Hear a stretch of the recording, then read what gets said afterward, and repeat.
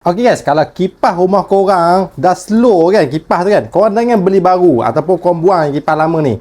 Korang beli je kapasitor ni guys, dekat dalam beg kuning aku. Korang tukarkan saja. Dia bagi 5 pieces ni, harga murah je guys dalam beg kuning aku. Boleh tukar untuk 5 kipas. Tak kisahlah kipas siling ke ataupun kipas bawah guys. Okey guys, aku tunjukkan macam mana cara nak tukar kapasitor dalam ni guys, untuk melajukan balik kipas ni. Sebab kipas ni dah slow dah.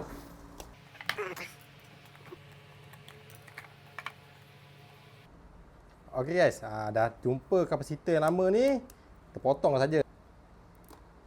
Okey guys, kita kembangkan dulu dia punya wire ni guys.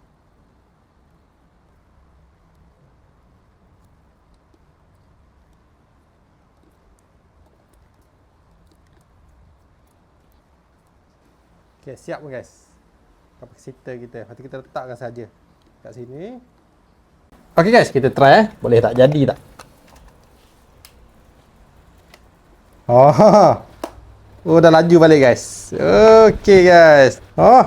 Dah laju balik. Jadi kepada korang yang berminat dengan kapasitor ni, boleh dapatkan di dalam beg kuning guys. 5 pieces ni harga belas-belas ringgit ya guys.